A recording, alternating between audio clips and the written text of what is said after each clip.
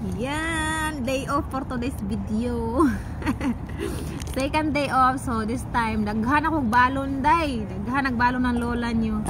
Ayan, nagbalon ako kutsara, tinidor, syempre kay wala ta di ta kabalo mo chopstick day, gapapalit jud ko og kutsara.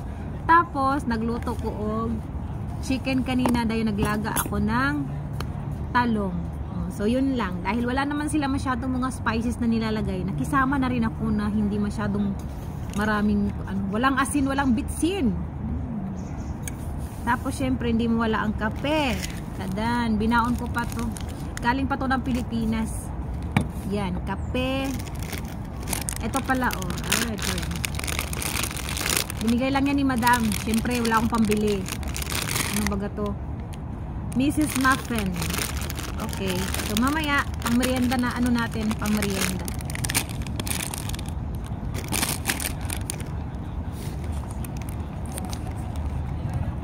Tapos, what else? Siyempre, nagdala ko ng mga biscuits. Ang dami ko, takot magutom. Ayan, biscuits. Ito pa. Biscuits. Para mamaya. Tapos, siyempre, ito kasi medyo malamig mamayang hapon. Baon ako nito. Tapos, ano pa? Piece of tissue para may pangpahid tayo sa mga kung ano-ano. Tapos, meron din ako, syempre, jacket. Ayan. Baon ako ng jacket. Dalawa talaga itong binaon kong jacket. Ayan. So, always talaga dapat na ready kapag ka lalabas. So, itong mga jacket na ito mamaya susuotin ko. May mga hapon na kasi hindi pa naman sobrang kalamigan ngayon. Ayan. So, nagbaon ako ng dalawang jacket. Binigay din to ni madam. Kaya, ayan.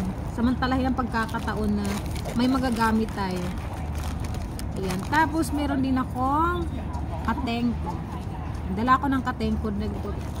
Mahirap na dahil ang lola nyo. Kabuhion. Unya. Tapos, talaga mga konting lipstick, konting lipstick. Tapos may KitKat. Pang partner ko mamaya sa kape, KitKat. So pinadala yan ni madam sa akin, mga binigay yun ni madam sa akin. Siyempre wala akong pambili niyan, guys. Tapos syempre headset para mamaya mag-music tayo. Tapos, face mask, kasi syempre, bawal tayong walang face mask mamaya pag uwi sa bahay. Ngayon, hindi ako nag-face mask syempre kasi nandito ako sa labas. Actually, pagkasama ko sila madam, tapos lalabas kami, syempre mag-face mask ako. Kasi yun ang kailangan gawin.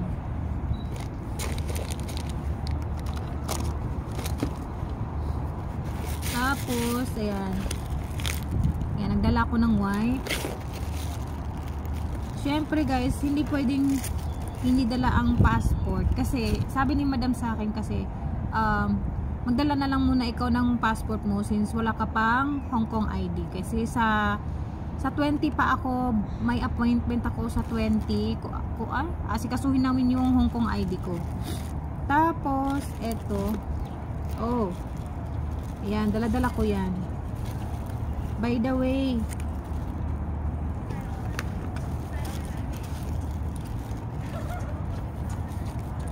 ayan, so kahit pa paano meron man akong baon na Hong Kong dollars. Pero hindi ko naman siya hindi siya necessary na kailangan kong gastusin. Diba yan? Tapos, ayan, nagbaon ako ng gamot para if ever sakit ng ulo, ano man, kasi nandito sa labas, mahirap na. Pag sumakit yung ulo, makakainom ako ng gamot kaagad. Bawal ako magkasakit, guys, kasi super sensitive ng mga amo ko sa kalusugan. Kaya kailangan kong ingatan yung sarili ko talaga dito. Kahit sino naman kailangan talagang ingatan yung sarili. So nagdala pa talaga ako ng charger kahit wala naman ako mapag-charger dito. Anyhow, prepare lang naman. Ganyan tayo ka, ready always kapag tayo ay maglalayas. So ayan guys, babalik ko na siya. Ayan. So yung dalawang jacket, ang cute nilang dalawa. Pero pagka binuksan mo ito guys, Tulad nito na jacket. Pang winter talaga siya. Siyempre, hindi mawala ang kateng ko. Ay, mga lola nyo. Hindi ko to ginagamit sa bahay. Baka kasi akalain nila, madam, na may sakit ako. Naku, ayaw na ayaw nila ng ganun. Nga, bawal lang sakitin dito talaga. Siyempre, mamaya ako na to kakaunin. Kakaunin! Ay, kahirap naman na magtagalog. Uy. So, yan. Yan na muna yan. Siyempre. Tapos, sabi ni Ma'am Jen, please take care of your belongings whenever you are outside kasi baka malimutan ko daw. Ganun. Which is true naman. Tama naman si Madam. So, yun lang for today's video. Mamaya ako na pang kakainin itong mga ito at hindi naman ako pagutom. Magbibiskit-biskit lang muna. Ganun.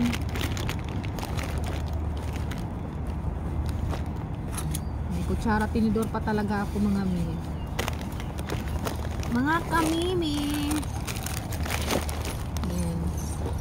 Ako, syempre, yan. Yan ang ating baon for today's gala. Syempre, ang kape, bahala na. Malimutan na ang lahat. Wag lang ang kape.